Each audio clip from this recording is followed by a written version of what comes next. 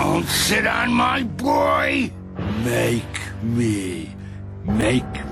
Don't sit on your boy. The mysterious misadventures of Flapjack. The godfather of cartoons. The cartoons of cartoons. The cartoon that started every cartoon. If you don't know Flapjack, Flapjack is one of the most mysterious, funny, humored cartoon that started everything. And this is how I'm going to break it up for you and show you how you have to put respect on Flapjack name. This is Flapjack basically in a nutshell. A young boy named Flapjack with a captain that looks like an eggplant named Knuckles in a whale's mouth looking for a candy island.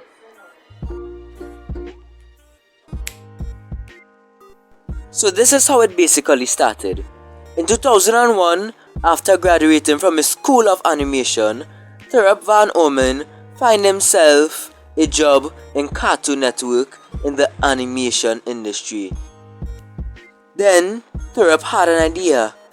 Coming from his whole childhood, he reflected on an old fantasy he had. He quoted, "When I was 14, I wanted to spend the summer on an island just off the coast, living off the land for 3 months. I wasn't even going to bring a pocket knife. I was going to make everything I needed out of seashells and eat raw sea urchins, stuff like that." And this man just amazed me. He's making a cartoon out of him fantasizing of eating raw sea urchins on a beach. Well, if you think things not going to get more weird than this, well, just keep watching the video. After all these crazy ideas he made up of, in 2003 he finally pitched the idea of Flapjack to Cartoon Network Studios. But they crushed his dreams and said no, it was not good enough as yet.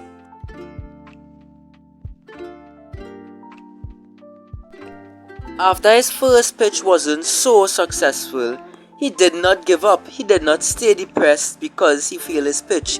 He got himself back up, and for those last 3 years, he worked so hard, and then he came back and pitched again. And finally, Cartoon Network said yes to the marvelous misadventures of Flapjack.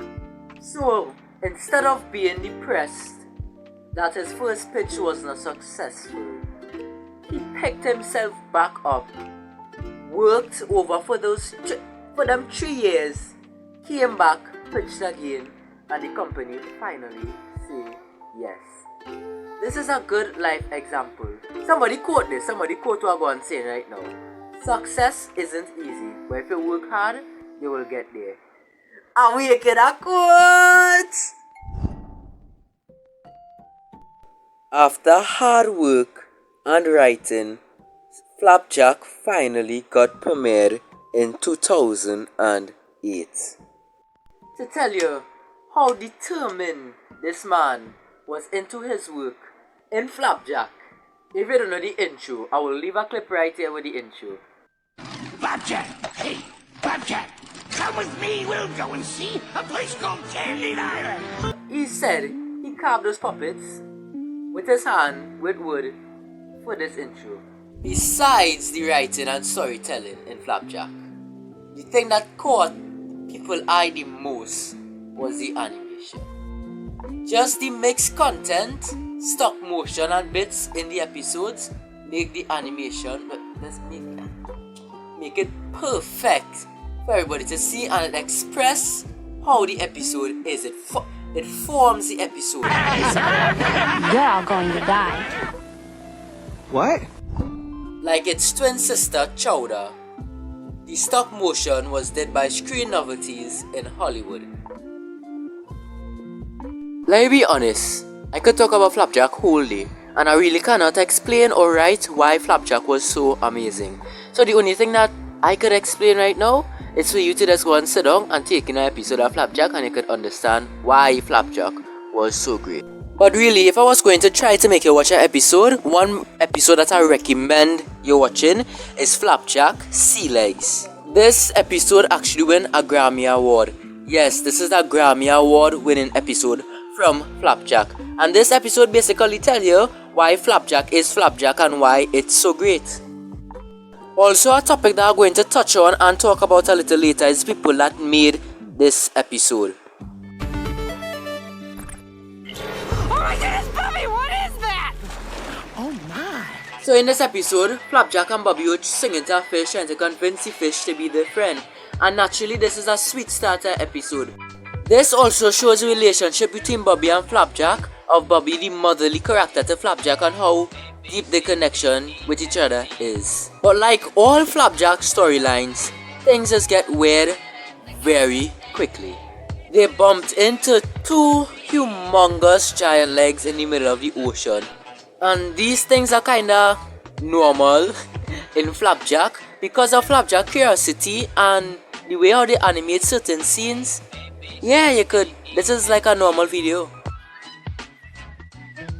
Then Flapjack with his helpful self trying to find the owner for the pair of legs. At first, Captain Knuckles was a lazy person in this episode, but actually Bobby just gave him a little tap and he complied to Flapjack's request. And this scene right here actually shows you how good the character dynamics is.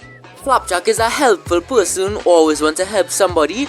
Knuckles is that lazy person who does not want to do anything for Flapjack. And Bobby is the one that is beat up Captain Knuckles to help Flapjack. And three of them together make the perfect character combo. Yeah, then after Bobby lash up his head a little more, Flapjack convinced him to wear the legs to Swimworm Harbor to find the owner in town. Anybody lose a big pair of hairy legs? Dabba-doo.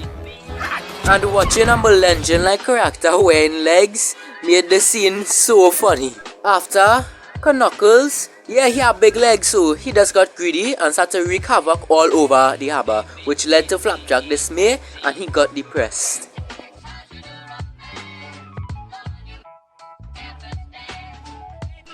You're probably telling yourself things can get more weird than this. Well, just wait.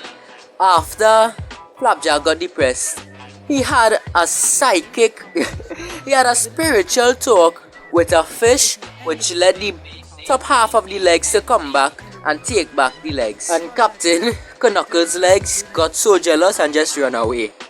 Yes, his own legs ran away.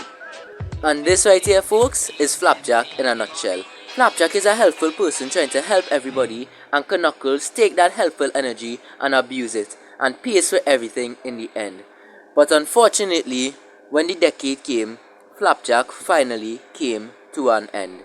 In between 2008 and 2010, Flapjack had a total of 46 episodes, was nominated for a lot of awards, and had the most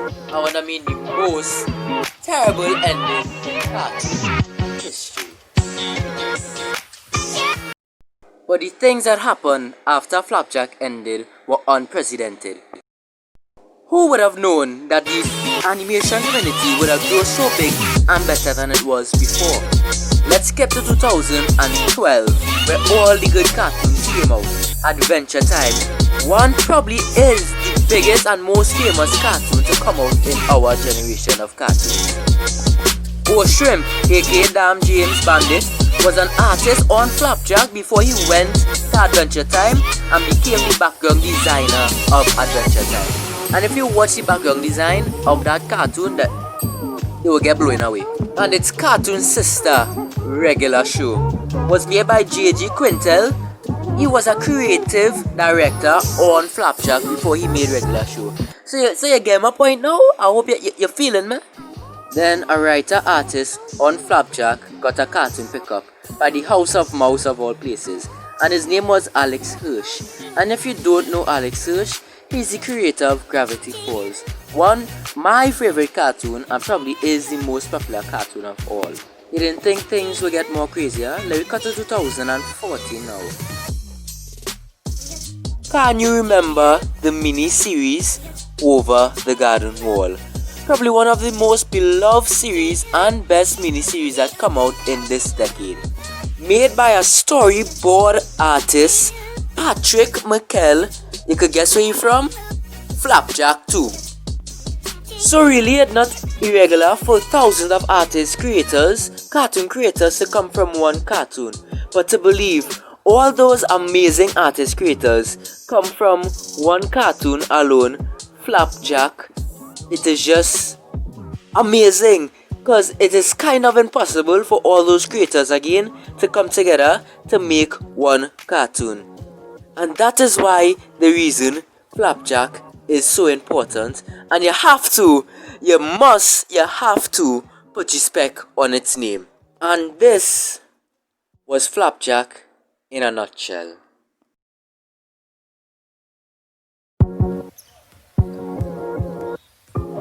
But that was only the start though. If you actually go along with the logic, Adventure Time gave us Rebecca Sugars, who made Steven Universe, which divided even further to give us OKKO and Craig of the Creek. Regular Show gave us Owen Divas and Infinity Train. Then Gravity Falls led to Owl House and Amphibia. So it's just a continuous cycle going round and around with cartoon creators and cats.